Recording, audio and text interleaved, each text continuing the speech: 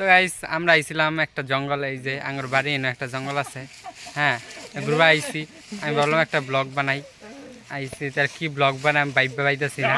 এই যে আমি এইটাই একটু কি আমরা করতেছি, বললামই কি করতেছি আমরা এইটাই ব্লগটার মধ্যে কইয়াম। এই যে এটার নাম হইতেছে সুরজ পাঠা। হাই কয়া দে। হাই, আমার নাম সুরজ। এইকে সবাই আনলাইক করে দিবেন, আনসাবস্ক্রাইব করে দিবেন। খুশি। হ্যাঁ, আর তুই কি করবি? My name is what is this of function in the mind real bit. এটা শুনেছো কি নাম?